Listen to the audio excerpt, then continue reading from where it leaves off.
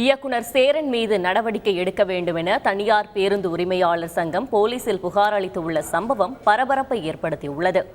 2 தினங்களுக்கு முன்பு புதுச்சேரியில் இருந்து கடலூர் நோக்கி வந்த தனியார் பேருந்து தொடர்ந்து ஹாரன் அடித்து வந்ததால் பெரிய கங்கனாங்குப்பம் என்ற இடத்தில் தனது காரை நடுரோட்டில் நிறுத்தி ஓட்டுநரிடம் வாக்குவாதம் செய்தார் சேரன்.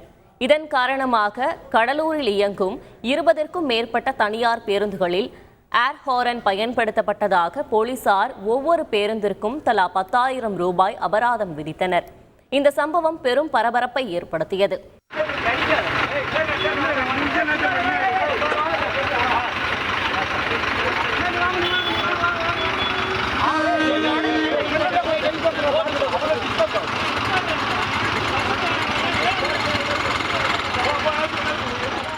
இந்நிலையில் தற்போது தனியார் பேருந்து உரிமையாளர் சங்கம் கடலூர் காவல்துறையிடம் புகார் அளித்துள்ளது.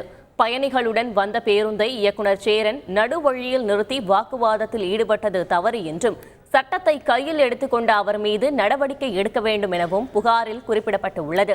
மேலும் தனியார் பேருந்துகளில் தற்போது பயன்படுத்துவது எலக்ட்ரிக் ஹாரன் தான் என்பதால் பேருந்துகள் மீது அபராதம் விதிப்பதை காவல்துறையினர் நிறுத்த வேண்டும் என கோரிக்கை விடுக்கப்பட்டுள்ளது. மேலும் பேருந்தில் பதிவான 2 CCTV காட்சிகளையும் காவல்துறையினரிடம் தனியார் பேருந்து உரிமையாளர்கள் சங்கம் ஒப்படைத்துள்ளனர். ஓட்டிட்டு வந்த வண்டியில ஒரு 2 வீலரோ ஏதோ சைக்கிள்காரங்களோ போறாங்கன்னா ஒரு ஹாரன் அடிப்பாரு, அடிக்க மாட்டாராம்.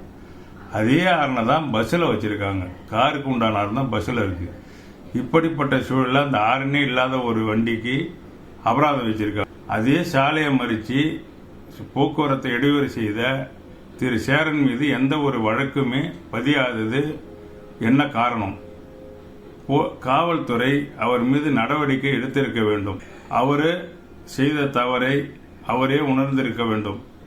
இது மீண்டும் இவ்வாறு ஒரு நிகழ்ச்சிகள் நடக்கா வண்ணம் காவல்துறையினர் அதிகாரிகளும் இதை இந்த தொழிலாளர்கள் பாதிப்பில்லா வண்ணம் நடந்து கொள்ள வேண்டும் என இதன் மூலம் தெரிவித்துக் கொள்கிறேன். செய்திகளை உடனுக்குடன் தெரிந்து கொள்ள உடனே சப்ஸ்கிரைப் பண்ணுங்க.